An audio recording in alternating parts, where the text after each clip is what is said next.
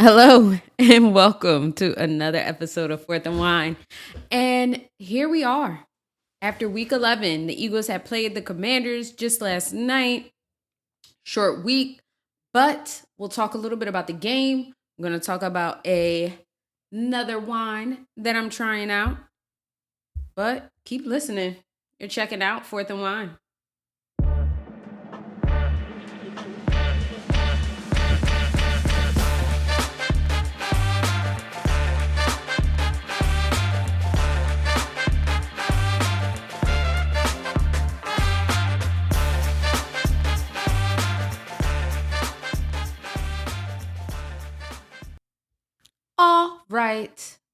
All right. So let's start off with this wine. I'm gonna make this quick. This is gonna be a quick show, okay? Because I got things to do. But anyway, um, let's talk about this wine really quick. It is a Petit Blanc. It is from 2022 from Mural City Cellars, which is a place that I love. I joined their wine club. You guys already know if you listened to my episode a few weeks ago, you know I like this place. It's good vibes, good wine. And they also hold like different classes and you could do a tour of the winery. It's just really nice. But anyway, it is a Petit Blanc. I already poured up a glass and I had a little sip already. But I'm going to review it and share with you guys what I think. So the wine is a wheat color and there are a ton of bubbles in this wine. The Petit Blancs are sparkling wines. This is a sparkling wine. So there's a ton of bubbles. Wheat color, golden, yellow. And let's smell it. Bro, this wine smells like apples. Like straight apples. Smells really nice though. Smells like cider a little bit. But let's taste it.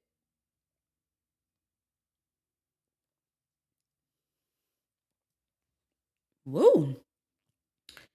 The bottle does say that this wine is tart, zippy, electric, and it has green apple in it. It also lists a few other things, but you can definitely taste the green apple. You know how you take a bite of a green, like a fresh green apple. It's crisp, it's good, but also it has like that little bit of tartness to it. That's exactly what this wine has. But it's made with grapes, guys. Grapes. But it's amazing. Honestly, no one's paying me to say this, but I'm giving it a 4.5 out of 5. And the only reason I'm saying this is, one, I love their wines. So maybe I'm biased. Like, don't ask my opinion on Mural City Cellars because I love that place. But genuinely, it is a really good wine. You could sip this like chilling. Like, I'd say you could just have this alone. If you just want to have a little glass while you watch TV, do this. Get this Petit Blanc 2022. But I'm saying maybe a 4.5 because I'll also say sparkling wines don't always do it for me. And that's just a personal preference because of my indigestion. You know, I got the indigestion. Because of my indigestion, sometimes sparkly and bubbly wines don't always sit well with me. Doesn't matter who makes the wine. But this one is really good. Child, by the time this podcast is over, it might be a little wavy because usually I just sip, drink, try it. But I'm pulling up. You know, it's Victory Friday. It's Friday, y'all. Have a sip, have a drink. Kick back, do your thing. Anyway, let's get going. Let's talk about the Eagles. I'm going to keep it short and sweet, hopefully. And I'm just winging it today, okay? I'm winging it. I was super excited. I'm like, I got to get on. I got to get this done because I got a lot to say. So, bear with me. Last night's game at the Link against the Commanders, going in, if you listen to Sasha's Quick Slants at For the Birds Sports on Instagram. See, this is another reason I don't like the bubbly ones because my chest is hurting. But I can't stop drinking it. Anyway, if you listen to my quick slants, you know that I said a few things. I said we got to lock down their receivers, and Nick Sirianni would need to be aggressive. So I'm going to talk a little bit about that. But last night, there was a lot going on with that game. The Commanders came to the link, and this was Zach Ertz. So if anyone knows who Zach Ertz is, the Eagles' former tight end drop the mic. Eagles' former tight end and beloved Eagle in Philadelphia, Super Bowl champion. It was his first time coming to the link as an opponent. So there's no hard feelings. Appreciated Zach Ertz for sure, but glad we got the win yesterday. Okay. Jahan Dotson, who we signed in the offseason, shout out to Howie, who's our number 3 receiver, coming from the Commanders. So this was his first time playing his former team. Brian Johnson, our ex-former offensive coordinator from last year, the man that everyone wanted to fire when we wasn't running the ball. Y'all remember that? Fire Brian Johnson? Y'all remember all those things from last season? I know. Y'all probably forgot. Y'all probably forgot about all that. But anyway, it was the return of him to the link. He is now like the offensive assistant coordinator or something like that for the Commanders. And Zacchaeus, I'm really sorry for butchering his name, but I'm pretty sure it's Zacchaeus. Zacchaeus came home and played his former team. If anyone remembers, he used to play for the Eagles last year.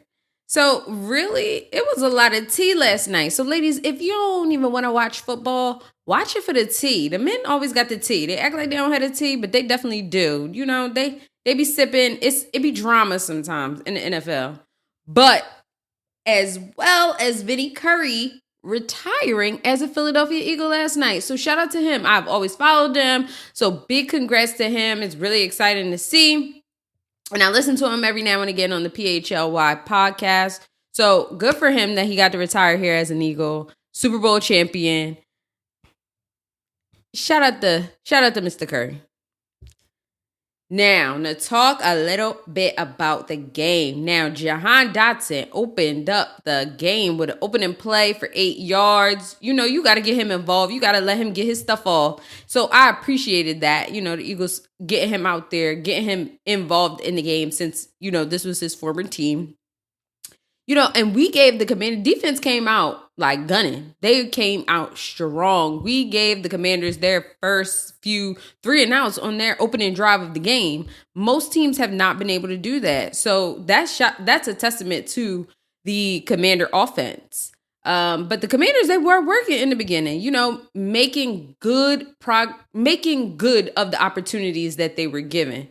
You know, they were getting some good stops. They were taking advantage of certain things in the beginning, but then it kind of slowed down for the Commanders once we came alive.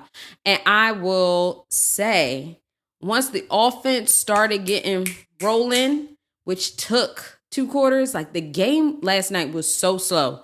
If you watch the game, it was like flat out, it was boring. Like no shade. It was definitely boring. But once offense came alive, it was exciting to watch. So Jalen Hurts had a 64% completion rate.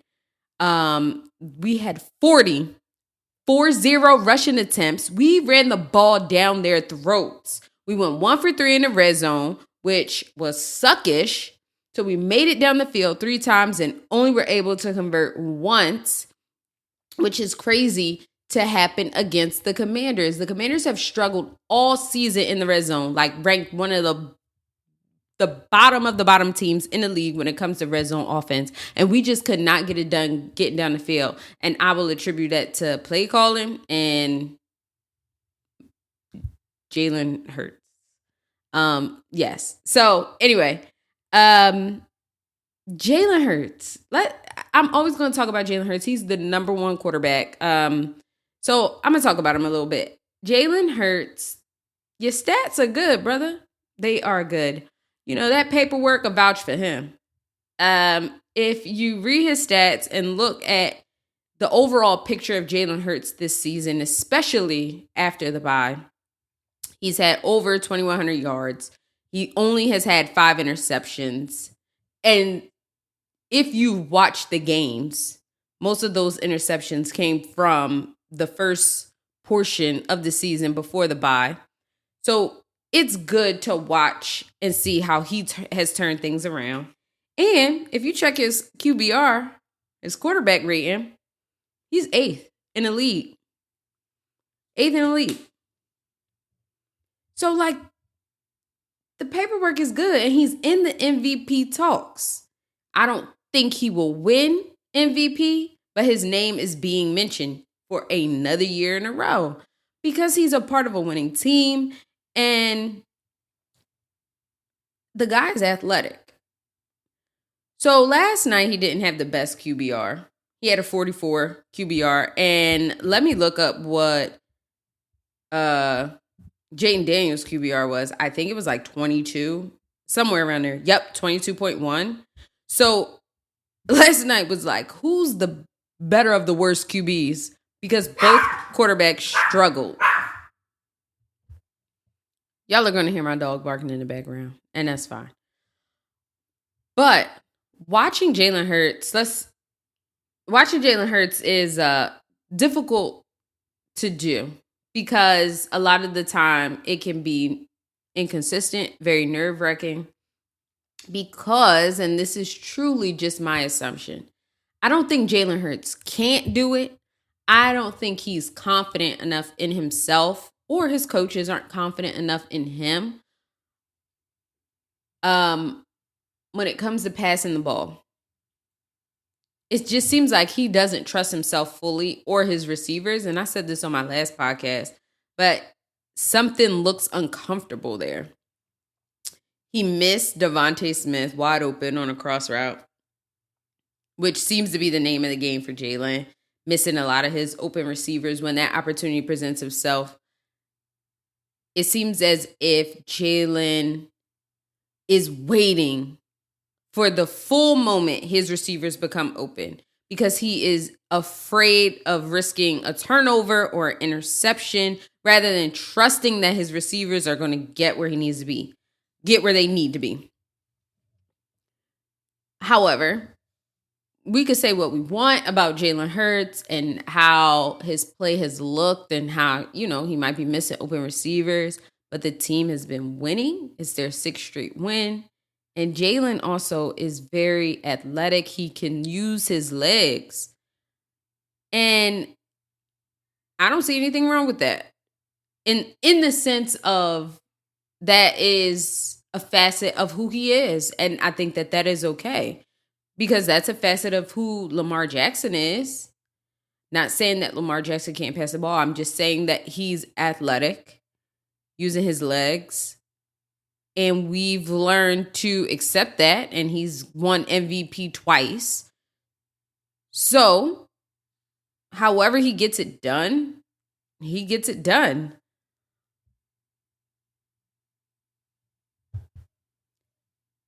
Yeah. So I won't say that I don't think Jalen can pass the ball because we've seen glimpses of it over the last few weeks, especially after the bye. But a lot of moments we do find him struggling to move through the progressions quickly enough. Like his reaction to open receivers, who's open, is slow. And there's a lot of things that can factor into that. It could be the play call. But also, and it could be the receivers. Maybe the receivers just aren't getting open. But when you have receivers like A.J. Brown and Devontae Smith, especially Devontae, who's like shifty and quick, those guys they're getting open. A lot of things can go into play for reasons that Jalen is struggling with this, struggling to find the open receivers, struggling to move through the progressions. But the first person I am going to put the blame on, which sounds harsh, will be Jalen Hurts. Because he can control what he can control. You can't control the play calls. You can't control whether the receivers get open or what the coverage looks like. But control what you can. Now, Coach Sirianni, he definitely has been less aggressive over the last 2 games. And this is what everyone wanted. Now, but this week I said, yo, you gotta be aggressive. When we get in the red zone, be aggressive because this team hasn't been able to stop teams in the red zone. And, I guess after watching yesterday and watching Jake Elliott miss a few field goals and an extra point, maybe this is why Nick Sirianni wasn't as aggressive. And I think this is now going to be the narrative, which is funny because the narrative is going to be, well, Nick Sirianni hasn't been aggressive because Jake Elliott just hasn't been good. He hasn't been performing. I'm not going to jump to that conclusion just yet, but I'm going to spin a block if I need to in the next few weeks on that. But with kickers, that's all they do. All you do is kick. And Jake, this is not you. So I'm surprised that last night he missed 2 field goals. He missed an extra point. It just seemed like it was a struggle of a night for him. But everyone is entitled to a bad night. You won't always be on and you won't always be perfect. So I will say that maybe yesterday night was just a bad night for Jake. So I will not be jumping to any conclusions about Jake Elliott not being good because I have for years seen the opposite of that. So we will move on.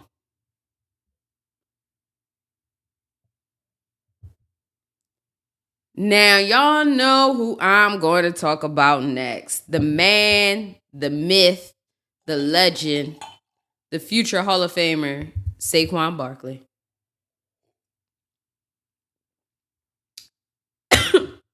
Wow, that one went down the wrong pipe.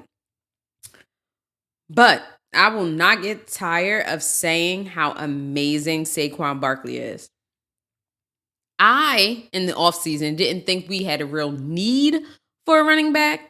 I thought our running backs were serviceable, but I failed to acknowledge the need for a running back like Saquon Barkley. He had 26 carries yesterday, 146 yards, and 2 touchdowns. There is no way any running back, any group of running backs you could ever have will ever be Saquon Barkley. I'm not taking anything away from Derrick Henry because he's amazing as well. But my God, Saquon, he's amazing. And this offense runs through Saquon. So I'm hoping and praying for a healthy season for him. The Giants, y'all really messed up with that one. And that's crazy. And the crazier part is that y'all videotaped it and did Hard Knocks off season and then let Hard Knocks air the episode of your phone conversation with Saquon. Like, y'all look crazy. Y'all look crazy. There's no other way to put it. I'm pretty sure the Giants GM will no longer have a job after that Hard Knocks episode next year, and losing Saquon Barkley. If the owner has any sense at all, he won't be there next year. Now, for the hero of the game, this is something new. I'm not even calling this a segment, but I'm going to call this, maybe I'll start doing this. The hero of the game was Grant Calcaterra. Child, Dallas Goedert with the fumble is crazy, but Grant Calcaterra with the recovery was one of the biggest moments because if we lost that, Martin actually punched the football out of Dallas Goedert's arm, which was a great play by the defender. But if we lost that fumble, the game could have turned out very differently. So shout out to Grant. Thank you very much, sir. Now, moving on to the defense. The consistency I've been seeing from the defense over the last few weeks is remarkable. I'm loving it. Kudos to them. Kudos to Vic Fangio for turning this defense around. There's no way you go from being bottom defense last season to top defense in the league right now. It is crazy. And that is all thanks to Zach Bond, who I had never heard of before this year. Zach Bond yesterday. Let's talk. Let's look at his stats. Zach Bond yesterday. Y'all done lost the stat list. Oh, here we go. Zach Bond with 15 tackles, 1 pass defended, 9 solo tackles. He is everywhere and nowhere at all. He's the faceless man from Game of Thrones. I don't know. That guy is amazing. He smoked. And you know who else smoked? Smoke might be a bad word. It sounds like smoking. But you know who else had a great game? Quinyon Mitchell. And you know why it was great? Because they ain't want to test him at all. Quinyon is a rookie. We're talking about a rookie that we are in awe of right now. This has got to be unheard of. A rookie corner coming into the league. And if you watch my quick slants, yet again, at For the Bird Sports, I said that we needed to watch out for Scary Terry and we needed to make sure we locked down their receivers. And boy, did that man lock down Terry McLaurin. They didn't even get Terry McLaurin involved. Going into the half, I didn't even know he was out on the field playing. They didn't even look in his direction, knowing that Q was guarding him. Q put the fear of God in that Commanders team. And it is amazing to see. So shout out to him and his hard work. But I think what helps him is being in practice with guys like A.J. Brown, guys like Devontae Smith. Like having 2 number 1 wide receivers on the opposite end of you, that's going to give you something. Give you something to work for and teach you how to really play and how to really cover. And I said that we would have to lock down their receivers. I said, if that's your man, you stick beside him. And sure enough, Q did. Another big play from the game yesterday was Reed Blankenship with that interception. That man is a stud. A few years ago, I'm pretty sure Philadelphia fans and all of us included, me included, could have cared less if Reed Blankenship came back. But watching him over the last 2 seasons, the growth, the fierceness, I'm loving it. Shout out to Blankenship. That boy has been playing his butt off. And I love the amount of fun that this defense has been having. Last season, watching our team not have fun, even after winning. Like we were 10-1 and the team wasn't having fun. The team didn't seem energized because they saw how those wins were going. Jake the Make Elliott was winning games for us for the first couple weeks. But seeing them have fun this year, seeing them win is really nice. I mean, I'm not going to say I wonder how they'll do in adversity because I would appreciate no adversities coming the Eagles' way. I want us to dominate and kill everything in front of us. But I'm sure adversity will come. So I'm interested to see how they handle it. But if they are having fun this way now, they're really creating this bond, especially on defense together. There is no way they can't overcome adversity together. And that sounds like a motivational Post-it note or something, but I truly do mean that. Now, let's talk a little bit about the next week. So next week we are playing the Rams at LA. So it should be a really good game. The Rams, however, are wildly inconsistent. I'm pretty sure the Eagles are favored. I haven't actually looked at like any betting stats, but I'm sure the Eagles are favored to win next week, which rightfully so. But the Rams have been inconsistent. They just lost to the Dolphins, which is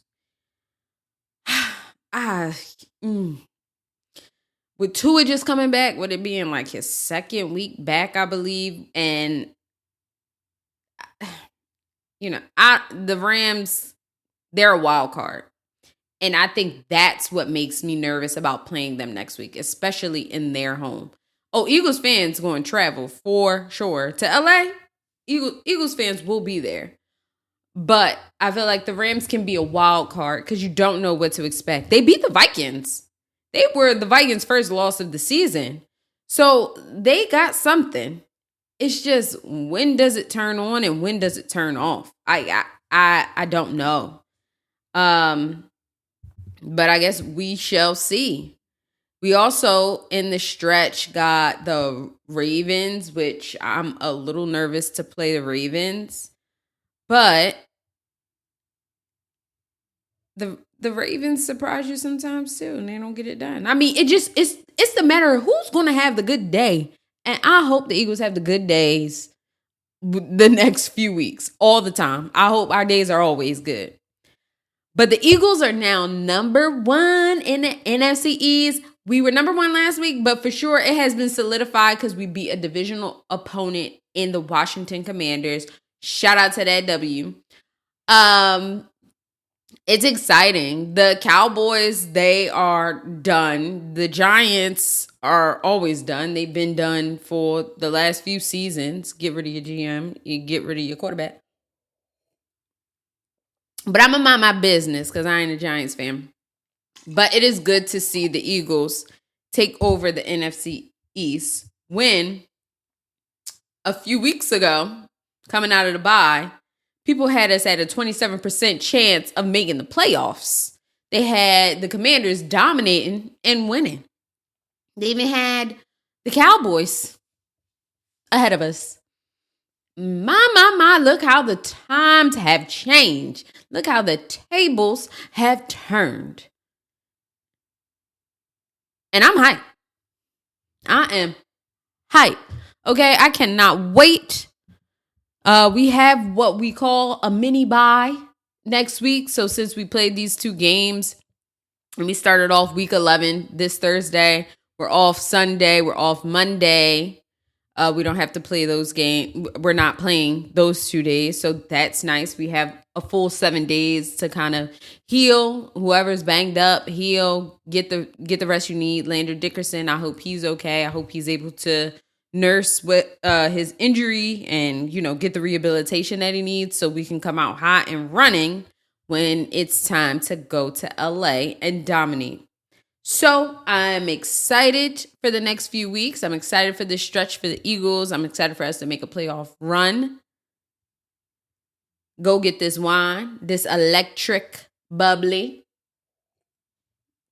this Pet Nut Blanc, which I believe you can get at Richmond IGA on Aramingo. I don't know if they sell this brand, but I know this winery is in Richmond IGA.